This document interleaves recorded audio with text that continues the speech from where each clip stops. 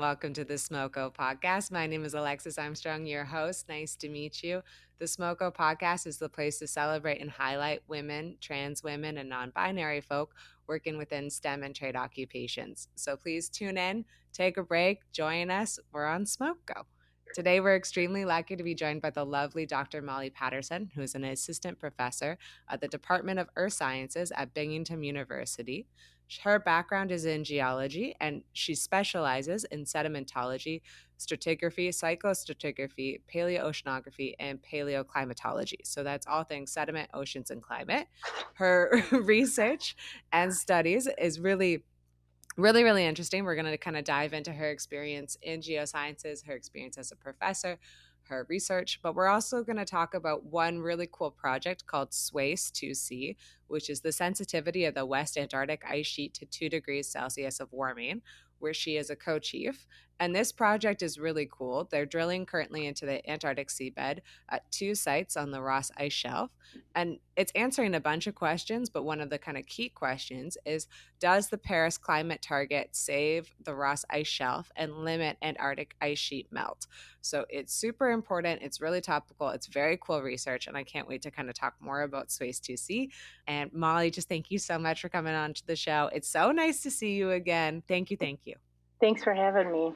It's good to see you too, Alexis. Oh, thank you. No, it's an honor to have you on the show. And me and Molly, we met, I honestly don't know the year, but it was a while ago now. Neither do I.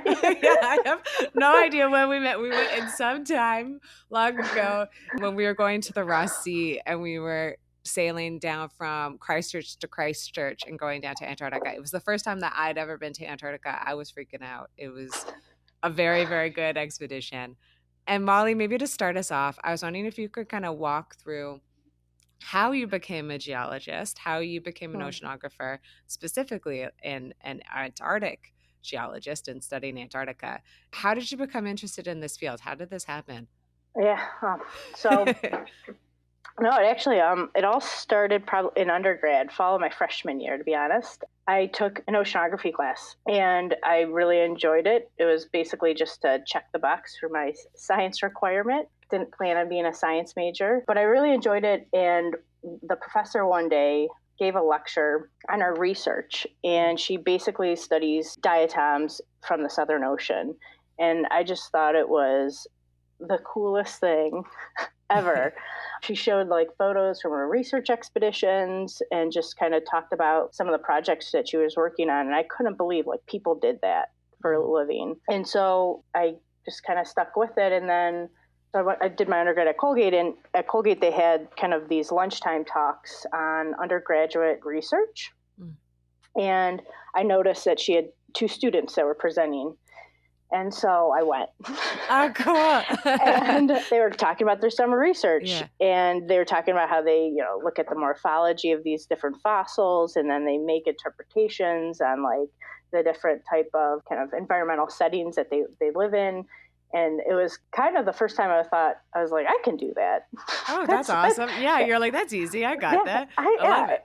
It's super interesting. And the guy who was the physics professor who was kind of emceeing this said at the end of it, if you're interested in doing summer research with a professor, just knock on their door.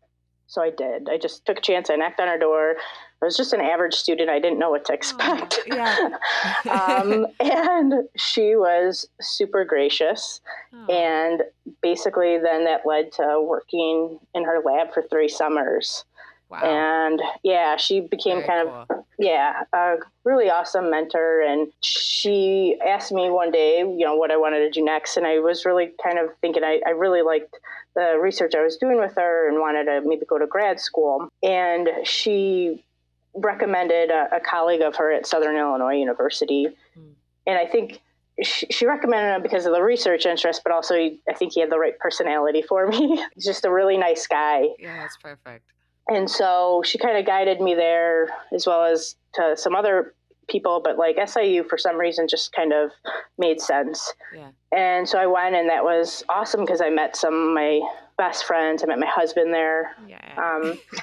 And I got to work on, for my master's thesis, the Andrel project, looking at foraminifera taxa Dave Harwood was the co-chief Yeah. of that. Yeah. And he took me to a meeting in Arici, Italy, a project meeting. And I was in heaven working on that project. And, kind of in my second year, we had a conversation about what I wanted to do next. And I said, I really like this stuff. I think I want to do a PhD. And he said something to me that was really stuck. He said, so this is just the start of like the Obama kind of era. And I think he saw that science things were going on with science funding, and said, you don't seem very adventurous, but if you're really interested in doing this, you should think about going abroad for your PhD, because a lot of the Antarctic stuff is going to have probably going to have an international collaborative component to it in the future. And that he knew it. That was the best advice ever. So I applied to one university. I don't know.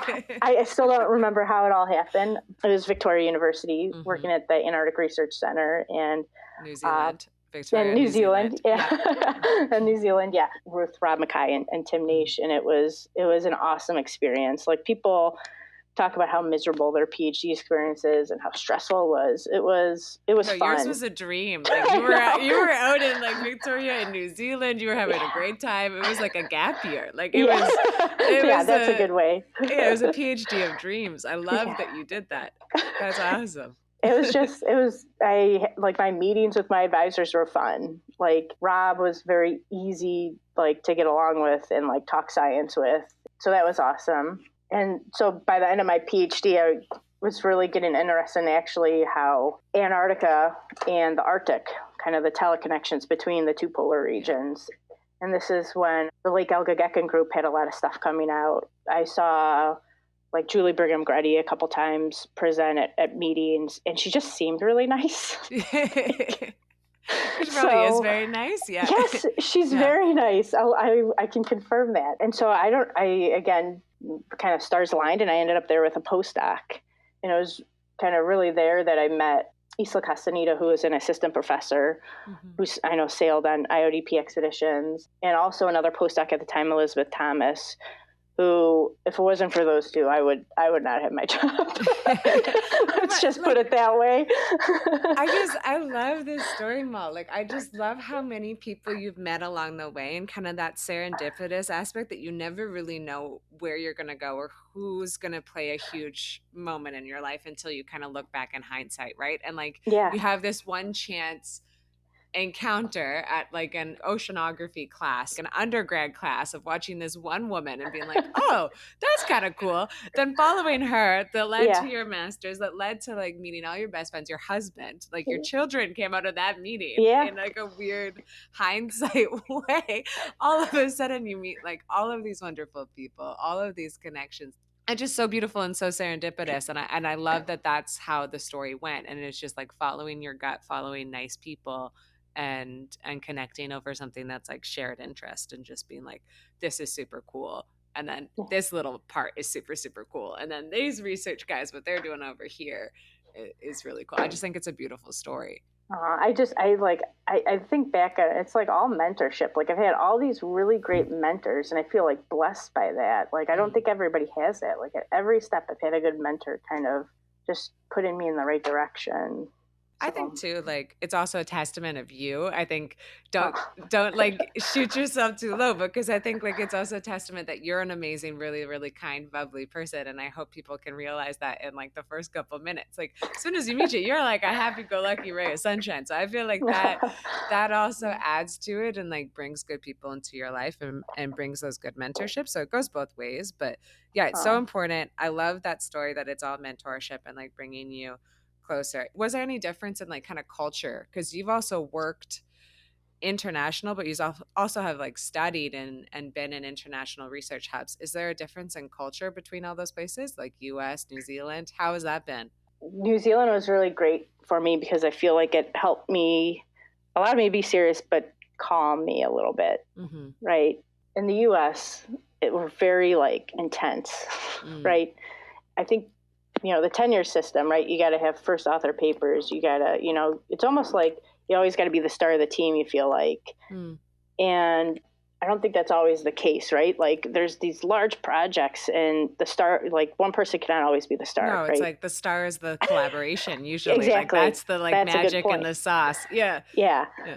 So yeah, I think there's definitely some like cultural differences. And I think going abroad helped me become more aware of that. Mm-hmm. But also, it's just fun to meet people from other parts of the world. Yeah. To do Like, science with them. It's beautiful. It's really yeah, cool. I have my PhD student right now is from Nigeria, and Oh, we sick. break into like conversations about like culture, like during meetings, and yeah, it's a little detracts from the science, but it's also like it's part of the fun part of Mm-hmm. like working with people to me. So I think it too. I think it's like the beauty of science that like I think like there's a couple key things like science and art I've always thought are like very, very uh, similar. And I've always thought that those kind of transcend culture. You know what I mean? Like yeah, yeah, it's yeah, because it's the same thing. We're learning the same thing. We're learning math, we're learning physics, we're learning geology. It all has theories behind it. So we're basically all having like the same type of learning. And because of that, I think it's always really beautiful when you get to connect with scientists from all around the world because you're like, yeah, yeah, we're studying the same thing and we have the same goal. So that's really cool that you got to do that and you got to go abroad. yeah. Oh, yeah. That's actually one of the things I think is really exciting about SWACE. Sorry to go Mm. off No, no, no, on it's this. okay. Is that the science is really exciting, the interdisciplinary nature of the science is really exciting, but I think what's really the awesome part of it is it's 8 countries, Hmm. right, who have basically said that this is a really important topic and we want to address this together. And that is like what is really exciting to Yeah. me about one of the major things that's really exciting about Like SWACE. the most rewarding yet completely is like that kind of interdisciplinary and that multicultural view of science. And I'm sure you also probably get a little bit of that when you teach as well, that you get that like multicultural view. And I was wondering if you could maybe speak to your teaching because currently you're an assistant professor of the Department of Earth Sciences at Binghamton University. Could you kind of talk about your experience of being a professor? Do you like it? Is there something that's challenging? Do you have a favorite thing to teach? Kind of what is the overall experience that you have so far of being a professor? I do. I love my job. Mm. I do, and I really like being at Binghamton. And part of the reason I really like it is because of the crowd of students that we get. We get a lot of just hardworking students from New York City area, Mm. and I do really enjoy teaching my upper level classes. It's just climate, paleoclimate, and a statistics class. Probably too because they're smaller classes and I get to know them more, Yeah. and especially statistics because it's very much like kind of hands-on, more like just kind of working through labs. So yeah, I do enjoy it. My mom always said this to me, and I didn't believe her before I had kids. But like I do think having kids has made me a little bit of a better teacher, like Mm. maybe more patient. I feel really fortunate. In my first 3 years here, I was kind of like a little bit of an island Mm. and like research wise, and our department or our university had these postdocs, and I recruited somebody to come here for a postdoc that then transitioned into a tenure track job, and she's an assistant professor now, and it's been really amazing. Like we have a group that works together that overlaps, and we had a big group this year. Like we had an end of the year kind of party, and that was actually a little emotional that people were like leaving and the Aw, band was yeah. breaking up a little bit. Oh, So shame.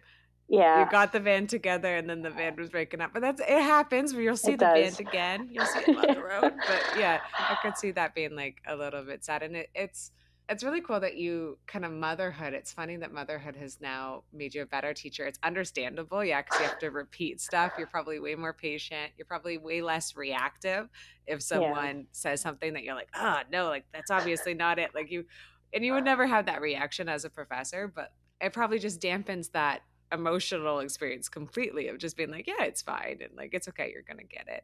Do you find like is there anything that you love to teach? Is it just mostly your upper years or is there like a specific topic or is it just seeing them kind of grasp that higher level of climate science?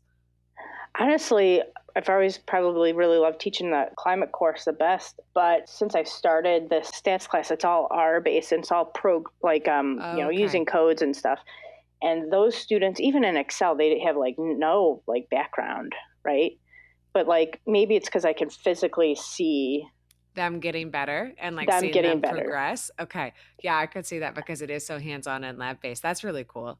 Yeah, that's been because by the end they're like, looking things up and writing Aw. stuff and coming up with like solutions to things that I don't know. And it's just like, oh, they've learned something. They could, like I know that Mhm. they've learned something. Yeah, it clicks in and then you're like, I could see that being very like rewarding to be like, Yeah, yes, I taught them something and to see them actually be able to do it. And I love that you're not an island anymore in terms of research. I love that you brought things in because I do think that that could be like a challenge when you're first starting. If you're one of the only kind of subject matter experts of one thing, that you don't have that group. So that's really nice that you guys brought that back in. I really love it. And if we kind of dive in a little bit to your research and to talking yeah, about that, your research is specific to climate science, and then you're the co-chief of Sways 2C. Could you kind of describe what that project and that program is, and then what are the key objectives of the program? yeah. So there's kind of multiple operational and scientific objectives with SWACE, and some of the major ones are really intertwined. Mhm. So, kind of first, right, is the engineers have developed kind of this new state of the art drill rig system, right? Cool. And it Oh, has to that's be, really cool. yeah. And so it has to be, transported across thousands of kilometers of the Ross Ice Shelf to just get Whoa. there. Okay. And then when they get there, they have to melt about 600-meter hole through the ice. And then they have to, drill. The idea is that they drill up to about 200 meters of sediment below the Mhm. ice sheet. The other kind of, besides the international component to this, like SWACE is really exploratory. We don't really have a great idea of what You're age gonna of the find. sediment, Yeah. what we're going to Yeah. find, right? But hopefully more SWACEs, iterations of SWACE happen and can build off whatever knowledge it is that we do kind of find. We're hoping that there's going to be some kind of evidence or records of environmental change along this kind of central West Antarctic margin that can kind of help us better understand the extent of ice in this location during past warm periods. Smart. Um, Okay. That's very cool. and the idea then is to whatever knowledge that we get from those sediments to constrain kind of the extent of ice during these warm periods is to then develop models to kind of help constrain future estimates of Antarctica's contribution to sea level under certain environmental conditions. Mm-hmm. So there's a pretty big knowledge gap right now in the understanding of the threshold of temperatures on ice sheet instabilities and how those instabilities then translates to rates of sea level rise. So that's kind of the Main objective of it, of main trying objective. to get a record and to kind of maybe say it back or just so that I understand it. And if people maybe aren't in geosciences, so we're trying to basically understand and get this sediment record of past Antarctic ice sheet movement, of if it's like retreated or advanced, right? We're trying to get the history of it in the Ross ice shelf. We're trying to look back at those sediments, get that history of it, and then from that history we can try to understand what happened to the ice sheet in past periods of warming or past periods of high temperatures, and then try to use that information to model what's going to happen in the future and look at sea level impact. Is that kind of the Yep. general mission of it? And Molly, I have a couple questions of it. So you said it was 8 countries that are within SWACE. When did the Yep. program start? Is it currently still at 2 sites? And kind of maybe if people don't know what the Ross ice sheet is, could you maybe explain why you guys are so interested in this one area of Antarctica? Like why the Ross ice shelf is so important to Antarctic climate science? Yeah, so the Ross Ice Shelf drains one of the largest, I think, catchment coming off of Antarctica. So it's the Oh, largest okay. drainage basin. And part of it is driven by logistics, right? There's actually a road that goes from McMurdo Station on the South Pole, and our 2 sites are just off that road. So there's, Oh, fantastic. Okay. yeah, so there's like basically a supply route. Mm. So logistically, it's nice. I love how you say like logistically. It's still a logistic nightmare. It's still in the middle of Antarctica. Like it's still McMurdo is not like down the road that's easy that Amazon could get to. It's still Yeah. a nightmare, but it's better than the rest of Antarctica. So yeah. Yeah, very, yeah. Yeah. And so to put a date on when SWACE started, that's a tough question. I probably should be able to give a date, but to me, like, so how it kind of came about is our New Zealand colleagues were really focused kind of in trying to investigate around the KM ice stream. There was a U.S. interest around prairie ice rise, and we decided to kind of build those two programs up in unison together. Oh, very cool. Yeah, that's so fantastic. That we could kind of develop this project together. So there's a really strong interest across these sites, right? Like from both countries, from all the countries, but it's really an integrated program that we have this interest along this margin. And it's just kind of developed that way. And I mean, the way I got pulled into this was I just went up to Dave Harwood at the end of another mentorship. At the end of kind of Andrel, and he's really helped mentored and guide me through this process really since I started my position here.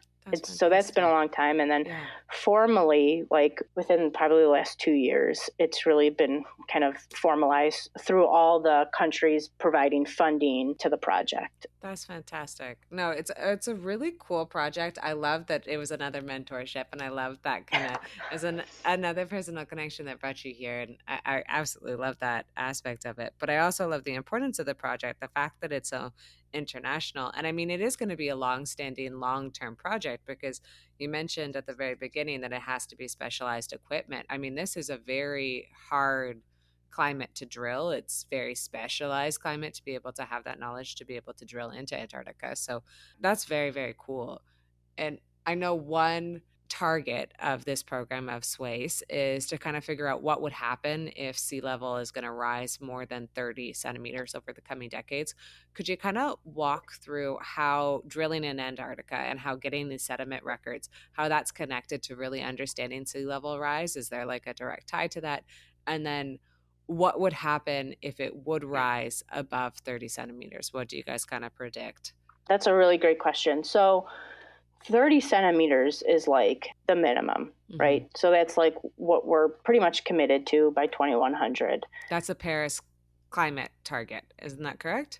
That's what we've already committed to from warming that's happened. Okay. Right? So with that amount of sea level rise, there's really a high kind of degree of confidence that a lot of low-lying cities and island nations across most latitudes will experience what are called extreme sea levels. Wow. Okay, so you can think of these as kind of historically been more rare events that happen kind of like analogous to today 100-year events. Okay, they'll happen more annually. Wow. Yeah. And so that kind of comes from a combination of factors in addition to sea level rise from like rising tides, storm surges, coastal erosion from waves and flooding. That will be, exacerbated if sea level rises right above 30 centimeters. Above the 30 that's already kind of allotted, that you're like, we're already going to go because of all this past warming that's already happened. We're already going to hit 30 centimeters. Right. And so that's like the physical, right, along the coastlines, but the biological impact, right, of ecosystems where habitats might become concentrated along certain margins, loss of biodiversity. Ecosystems might migrate laterally, but also inland, right? But then, humans, we put up barriers to, to that movement. To prevent that movement. And just to be clear, that 30 centimeter estimate includes thermal expansion, melting of glaciers and ice sheets, ocean dynamics, and land-based water storage changes. But that's the low-end estimate. Some higher-end estimates or projections by 2100 have these scenarios where actually Antarctica contributes about 28 centimeters. Wow. Alone. Oh my goodness. Yeah, that instantly changes the game. That's crazy. That's a huge amount from Antarctica. Yeah. So in other words, one of the largest uncertainties in future sea level projections is how much and where is Antarctica going to contribute to future sea level rise. And that uncertainty really relies in the lack of records around Antarctica that tell us what the extent of the ice sheet is under kind of warmer conditions around 1.5, 2 degrees Celsius, 3 degrees, right? Along that kind of that gradient. So hopefully we recover sediments that can tell us something about the extent of the ice sheet along the Disciple Coast with SWACE. But again, like it's super exploratory. You don't know what you're going to get. You don't know if We those don't know what sediments we're are going to going to get. show you that gradient, but it's because no one's done it yet, right? Right. You're the first guys to kind of do this type of project. Right. And so, again, like we hope there's going to be more iterations where people can build off maybe the knowledge that we gain in these first two seasons. In a very similar way to why, Andro was so successful, because there were so many, drilling projects that happened in that McMurdo Sound region prior to Andro that, there was that background knowledge there. Yeah.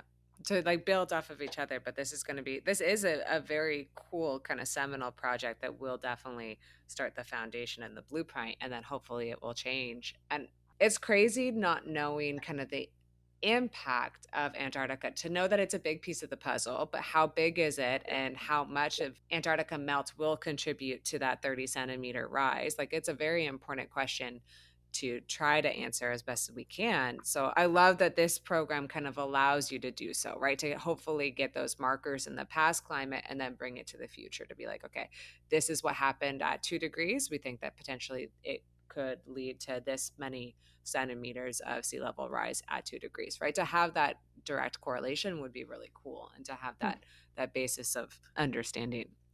Maybe kind of that, and because it's so new and because it's kind of the seminal project, is there something in the field of study that hasn't really been figured out yet? Is there something about the Ross Ice Shelf that you guys still don't know anything about, or that confuses you in the data, or there's missing data? Is there something right now?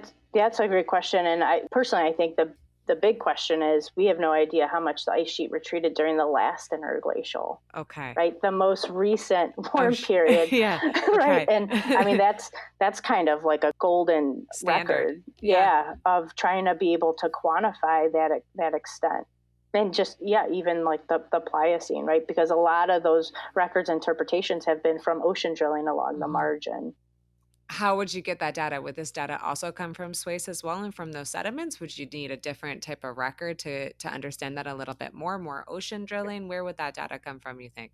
Yeah, I think it'd be more drilling in the interior Antarctica, and maybe some of the basins that are adjacent to some of our sites. There's a basin just adjacent to Prairie Ice Rise, so that would be amazing. That's something. Yeah, like I don't know. Yeah. Okay. That's the big one though. Thank you. I appreciate that. Of like, that's kind of the big question that you have of it. And that would be wonderful to have that kind of golden record of it. This is maybe taking a step back from SWACE, but just more generally as a climate scientist, could you maybe speak to a misconception that maybe the public has about climate science? Maybe it is about Antarctica and about Antarctic changes in climate. Or if it might not be a misconception, maybe what's something that the public should just know a little bit more about. Yeah. And I'll give credit of this response because of the multiple conversations had with my colleague down the hallway. But that's why it's so nice having a colleague in-house that you can have these conversations with, right? So a lot of times when we talk about climate change, we talk about temperatures changing, CO2, and sea level. But there's also the biotic crisis, right? And we're part of the biotic crisis, right? Humans migrating out of these areas of extreme climate change. Like a lot of times people think we're not part of it, we're just causing it. But the reality is we're absolutely a part of it. And one of my favorite people to talk to, who I think maybe sometimes get a little bit of a bad rep as being like people who aren't stewards of the environment, are hunters and farmers. Like they see those changes, right? And they're boots on the ground of climate change. Like they really are. Like, that's a good. Anyone who like works in kind of natural resources or works in like fishing, farming, agriculture, anything like ranching, they are boots on the ground of natural resources. And I feel like they see changes in climate far quicker than we do, but they also have a very good record of climate in their one area, like a very specific, good historical knowledge of their area and their farm and their ranch. And I feel like because of that fantastic historical record that they have to have with their job and with their livelihood, I think because of that, they're very good stewards of the environment, because they can see when things change really quickly to be like, oh yeah, 2 days ago we got less water than we would have 10 years ago, or we would have 15 years ago if we look at this record. Like they know. And I Yeah. think you're really right that the biologic side and the environmental side doesn't get talked about, but it's so important. Yeah. And we're part of that. It's going to affect us as well. I think sometimes we think that Yeah. we cause it, but we're not going to be a consequence of it a little bit. Yeah. And you're like, Yeah. no, we're going to be extremely a consequence of it. It's going to affect everything. It's going to affect where we live, how we live, our livelihood, our economy, our jobs. Yeah. It's a very big, scary thing, almost similar to COVID, that it's going to have like a global Yeah. effect, a global I human effect. That's a really good point. I always like an oceanography for the biological oceanography section. There's like sections on fisheries and stuff. And, I just talked about like the ecosystems migrating and all that along coastlines for sea level rise. And I get a little sad when I go to my grocery store and I go to the fish section. Like, yeah. It is sad. Like, it's sad to see if you're like, I think sometimes being in kind of natural sciences, especially right now, just with like where the world is it is a little bit of a sad science. Sometimes it can get you Yeah. down a little bit because you're like, okay, when you learn about changes in climate and you learn about these mass extinction events, that you're like, okay, well, we're going to be part of that, or things then Yeah. in our world that we love right now that we see and that we're part of, that's going to be part of that extinction event. And it's a very scary, sad thing. So it's Yeah. understandable that you get sad at the fish section of the grocery store. Yeah, that's 100%. It checks. I don't know, maybe this will bring us to kind of the next one, Molly, is what's the best part of your job? And maybe what's something that's challenging? Maybe it being a sad science, maybe that's what's challenging. Maybe talking to the public, maybe that's challenging. But what's something you love about it? What's something that you find a little bit challenging? You referenced COVID, and you don't want to be doom and gloomsy, but I think something like I watched from COVID was people were like dying, right? It was like in our face, like everything was in our face. And there was still kind of this anti-science kind of viewpoint going on. Yeah. And I mean, even when it's in our face, we're still had it. Yeah. And I see what you're going. Yeah. I guess the gloomy thing to me is like climate change might not be in everybody's face. So they might not see it. They might, like, that might still kind of permeate that anti-science or anti-belief of it. But yeah. And maybe that's something that we need to change a little bit of, showing people that climate is in their face, because it is in their face. Maybe they just don't know what to look for. They're like expecting what's that movie with Jake Gyllenhaal and New York? Day After Tomorrow. Yeah. I feel like that's maybe what they're expecting, right? Like a wave of water to come through your window, and you're like, no, it's gonna look at first like Molly being sad at the fish grocery store and being like, why is there no salmon right now, or why are they smaller, or why, like, what has happened to that? That's what climate change is gonna look like right now. And I think maybe we need to like work on that, to be like, that's an effect of climate. It is in your face, you just don't know what you're looking for. Yeah. But I will say, like, one of the things I do like the most is, like, when I do teach some of the intro classes, you always get a couple students who are really into it. And that's kind of refreshing. And I love working with my grad students right now. Like, they're really great. Yeah. I could see that being really, like, hopeful and very inspiring. Like the younger generation, I could see that being lovely. And maybe that brings us to our next one, Mal, is what's something that is inspiring for you right now? Like, what's something that's really exciting you in this field, and what's something that's bringing you hope at the moment? Yeah, I get really excited every time I see like a news article about like the Thwaites project going on. Like that's pretty amazing, like what they're doing. And there's been, I know in science meetings, there's a real big interest to explore other areas, other margins of Antarctica farther away from these basins. And I think that's really exciting. Like that there's an interest to, a push. Yeah, that's fantastic. Keep exploring, right? Like keep pushing the limit to see what we can get and what we can learn. That to me is like really exciting. I could see that. Like, it's the snowball effect, I think, is super exciting, right? When it just like one thing starts and then you're like, oh, hey, like we have this crazy idea. Let's drill a couple sites in Antarctica. And then it just becomes more and more sites in Antarctica, more sites in the Arctic, more like it just builds off of each other, which is a very cool, beautiful thing in science. And kind of maybe stepping back from your field of study and climate science, and maybe on a personal note, and if like students or young people who are just starting in this field, if they're listening to this, or maybe even if they're in a different field, what was something that was the biggest learning curve of your career when Mm. you first started versus now? Like, what's something that you had no idea when first started? You're like, I don't know that I need to know this, and then you slowly learned it. And how did you learn that? How did you overcome that learning curve? So getting more quantitative, probably. I was always kind of scared. I'll just say it, scared Yeah, that's fair. of Yeah, math, right? Like, yeah, and I see it in my students, and then I think that's why I also really enjoy teaching stats, yeah. is I because could I can, full cycle of it that you're like, yeah. yeah, I nailed this now. And I Yeah. see the stress, and I hope that by the end of the semester I can release some of that stress. Mm. Yeah, and the way I did that is I just kind of just buried in and figured out how to kind of self teach and like learn things like, coding and stuff like that. I'm still like not great, but like, It doesn't um, matter. At least you know yeah, it. Yeah. and I love it. I love Yeah. it. Like I wish I could just work with data all day. So that was a big one, but like it's also like right now I'm working on a manuscript that's super data heavy, and I love it. Like I get grumpy when I can't get enough time in my day to work on it. And I'm too tired at night anymore to work 'Cause you long have in the evening. yeah, Yeah. kiddos in the whole bit of just being like, mom has to work on her stats, and like I Yeah. need like 10 minutes with my happy place with my Excel sheet. Like, just please. Yeah. Yeah, that's so true. I love, and Um, like, did you just kind of self teach along the way, or did you have like another wonderful mentor, or like what helped yeah. you kind of become more quantitative?